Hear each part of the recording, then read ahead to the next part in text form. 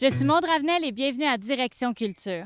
La pièce de théâtre musical Manger les légumes par la racine, une histoire de potager est présentée sur l'île des Moulins durant l'été. Cette histoire vient en fait expliquer aux enfants quels légumes étaient cultivés à la deuxième moitié du 19e siècle. Pour mieux comprendre la pièce, je m'entretiens avec les organisatrices de celle-ci.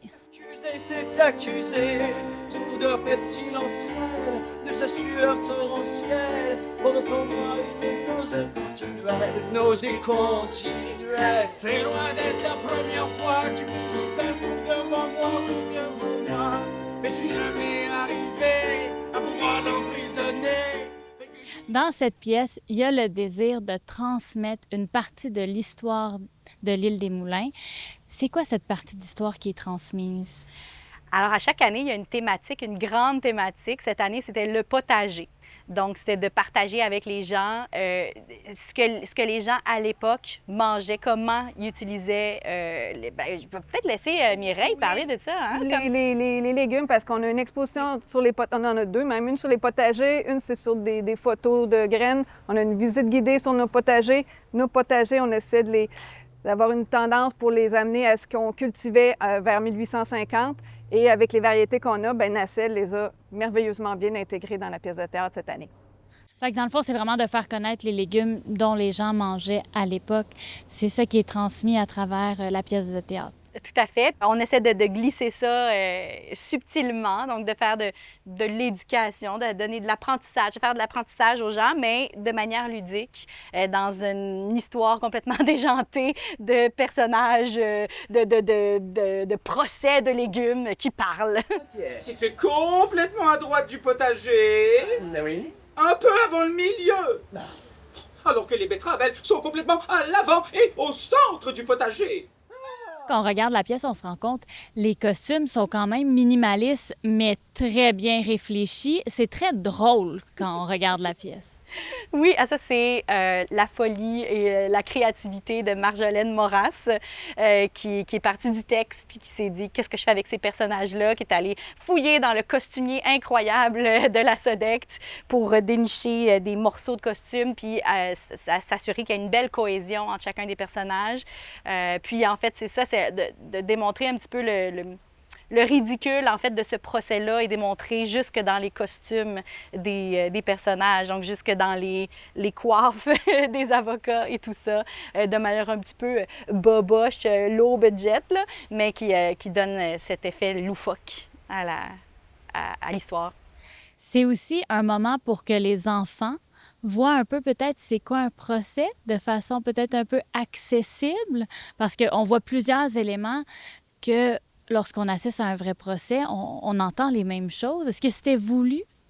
Oui, ça, c'est Andréane Marchand-Girard, l'autrice du texte, qui fait beaucoup de recherches. En fait, quand elle écrit là, sur quelque chose, elle va vraiment faire des recherches pour s'assurer d'avoir les termes exacts. Tout le français, en fait, est super important pour Nacelle aussi. Toute la langue française, avec le choix des mots et tout ça. Fait qu'il y a eu une recherche, évidemment, pour que ce soit le plus juste possible, mais encore une fois, de manière ludique. Pour pouvoir créer cette pièce de théâtre musical, combien de mois de recherche que ça prend? Normalement, ça prend beaucoup de temps, créer une pièce, une œuvre de théâtre musical.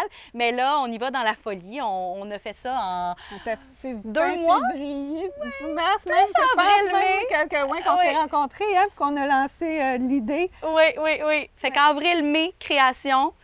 Début juin, répétition avec l'équipe, donc la partie plus production. Puis après ça, on était dans la diffusion. Donc à peu près 2 mois, gros top, là. Fait que c'est quand même très rapide parce qu'en plus, il faut écrire toutes les partitions. En fait, les partitions, comment on fonctionne, c'est que là, on a pris des chansons du répertoire québécois, folklore et plus moderne. On a changé les paroles pour qu'elles servent l'histoire. Puis, on a fait des arrangements musicaux. Donc, c'est un petit peu moins long que d'écrire les partitions. Mais il y a quand même tout un travail d'harmonisation, d'enregistrement des maquettes, les répétitions avec les comédiens et tout ça. Que vous avez vu le coupable de la tuerie, est-ce donc possible d'en faire la description? Car j'ai bien peur d'entendre quelques contradictions. Hey!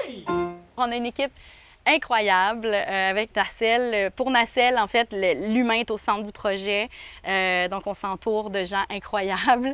Alors, on a Samuel Nollet qui joue le juge, le Ephraim Girard, le juge un peu gorlot, un petit peu sous.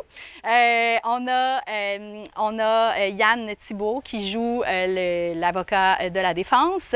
On a Patrice Ducharme-Castonguay qui joue plusieurs personnages dans ce spectacle-là, dont l'accusé Bélisère Leboucher et moi-même, Émilie Allard, qui est directrice générale de Nacelle Théâtre Musical, mais dans lequel je joue aussi et dont j'ai fait les arrangements. On a plusieurs chapeaux. Hein? Quand on est une petite équipe, on a plusieurs chapeaux. Puis, mais c'est une équipe incroyable. On a aussi Héloïse Lagacé, qui est assistante à la mise en scène.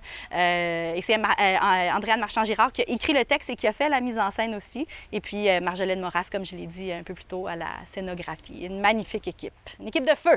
Tout à fait d'accord. Des carottes bien sucrées, 2 variétés de radis, dont le radis noir d'hiver qui se conserve parfaitement au caveau. En fait, Nacelle Théâtre Musical, c'est né de la passion d'Andréane Marchand-Girard et moi-même pour le théâtre musical d'ici. On avait envie de faire du théâtre musical avec des histoires de chez nous, des personnages de chez nous. On avait envie de se retrouver dans ces histoires-là. Puis le théâtre musical, ça fait partie de nous. On ne peut pas jouer sans chanter, jouer sans danser. C'est un mariage parfait des disciplines. Puis pourquoi en extérieur, en fait, c'est qu'on a vraiment le désir de démocratiser cet art-là, de le présenter en proximité des publics. Puis une belle façon de le faire, c'est d'aller voir les publics là où ils sont. Là, vous avez eu plusieurs contrats, donc expliquez-nous qu'est-ce qui s'en vient pour la suite, là, la fin de l'été ainsi que l'automne.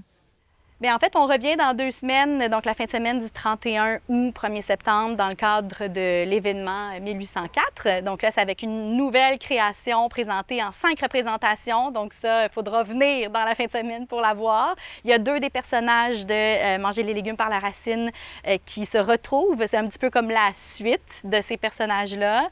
Et puis là, on va vraiment un petit peu plus en profondeur dans le potager, les plantes médicinales, les plantes des céréales et tout ça. Donc, on va un petit peu plus loin dans comment ça fonctionnait à l'époque, comment on cultivait, comment on s'est mis à cultiver ces plantes-là.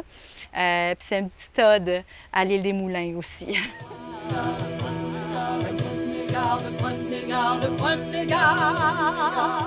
Si vous avez envie de venir rigoler autant que vos enfants, vous pouvez encore venir voir la pièce de théâtre musical Manger les légumes par la racine, une histoire de potager. Le 25 août, il y aura 2 représentations, une à 13h et une à 15h. Et en plus, c'est gratuit.